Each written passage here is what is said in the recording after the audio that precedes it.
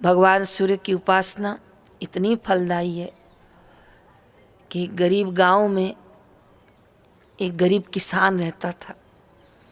कल्याण नामक पत्रिका गीता प्रेस गोरखपुर, उसमें ये प्रसंग बनी घटना छपी है।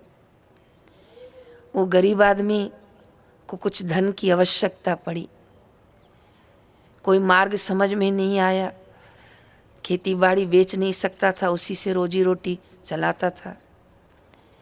इसलिए उसने अपने गहने किसी साहूकार के पास गिरवी रखे। जब गिरवी रखने का हुआ तो तय हुआ कि कुछ समय में छुड़वाएगा पैसे देकर। साहूकार ने उसको कहा कि अपनी दस्तखत करो, कितने समय में आओगे? तो लिखा था 90 से 120 दिन के बीच में आऊँगा। लेकिन जब दस्तखत साइन करने की बात आई तब गरीब किसान बोला कि मेरे को लिखना नहीं आता। तो कहा फिर हम दोनों का साक्षी कौन? तूने दिया, मैं ले रहा हूँ, फिर तुझे लौटाना, इसका साक्षी कौन? गरीब किसान उलझ गया, लेकिन माता पिता के संतों के संस्कार थे, बचपन से ही सूर्य को अर्घ्य देता था, बड़ा सूर्य में विश्वास था उसको।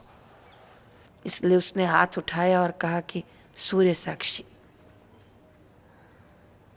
सेठ अंदर अंदर हंसने लग गया, क्योंकि जिसको बहुत धन होता है ना, वो इन भावों में विश्वास नहीं रखता। इसलिए बहुत ज़्यादा धन मनुष्य की एक उलझन का कारण होता है। तो वो हंस पड़ा अंदर से, बोले सूर्य भी किसी की साक्षी देता है, वो बैठा है इतनी दूर, क्या साक्षी देगा तेरी? पर वो बोला मुझे क्या करना है, जिसको भी करे। तो उसने सूर्य साक्षी को गिन लिए। 3-4 महीने बाद उसकी स्थिति संपन्न हुई, खेती बाड़ी का अनाज बेचा और फिर वो पैसे लेके आया और कहा मेरा सोना मुझे वापस दे दो। साहूकार ने बोला मैं तुम्हें जानता ही नहीं हूँ, मैं तो तुम्हें आज पहली बार देख रहा हूँ। किसान के पैर से जमीन निकल गई। कई बार गरीबों को धोखा मिलता है, लेकिन भगवान, प्रकृति किसी को छोड़ती नहीं है। इसलिए धैर्य बनाए रखना चाहिए, उद्विग्न नहीं होना चाहिए। ये आदि अनंत चलता हुआ आता है। उस समय अपनी बुद्धि की स्थिरता नहीं खोनी चाहिए। उस समय जल्दी से किसी को श्राप नहीं देना चाहिए, साधना खर्च हो जाती। देख लेना तेरा क्या होगा, नहीं, धैर्य रखो। क्या पता भगवान हमें क्या शिक्षा दे रहे हैं, क्या पता गुरुदेव हमें क्या सिखाना चाहते हैं। सीखो, देखो, अंदर से मजबूत बनो, बुद्धि का बैलेंस मत बिगाड़ो। किसान हारा नहीं और कहा मैं आपकी बात पंचों में रखूंगा। तो कहा अवश्य रखो।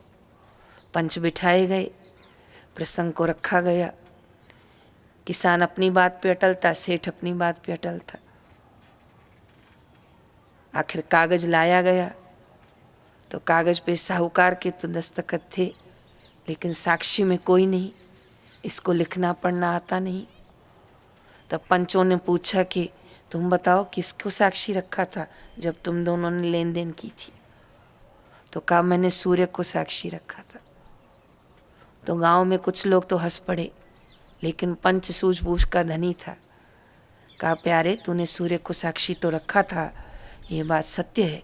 जब भी संकल्प किया जाता है तो कहा जाता है कि सूर्य के साक्षी में संकल्प कर रहा हूँ, लेकिन तू अब बता सूर्य तेरा साक्षी कैसे बनेगा?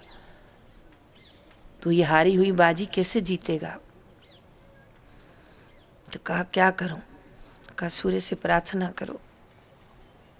तो जहाँ उसने लिखा था ना सूर्य साक्षी, वो उसने मिटा दिया था वहाँ पर। तो ये किसान दोनों हाथ जोड़कर भगवान सूर्य के आगे रोज तो वैसे जल चढ़ाता था, पर उस दिन उसके अश्वों की धारा गिर गई। कहा भगवान आज मेरे धैर्य का अंत न करना, मेरी श्रद्धा का अंत न करना, सत्य की जीत करना। जैसे आप आते हो तो पूरे विश्व में प्रकाश हो जाता है ना, आज अपना प्रकाश दो मुझे, अपना ज्ञान दो, साक्षी दो अपनी। और जब कागज को पंचों के आगे रखा गया, उसने सूर्य को प्रार्थना की कि साक्षी कौन? तो भगवान सूर्य नारायण का चित्र पुनः कागज में छप गए। ये बनी घटना है। पत्रिका कल्याण में वो पत्र भी छापा गया था जिसमें सूर्य नारायण का चित्र छप गया। पूरा गांव हैरान, गांव से लोग पत्र देखने आ रहे थे, सूर्य का चित्र उसमें छप गया साक्षी में। ऐसे हैं भगवान सूर्य नारायण।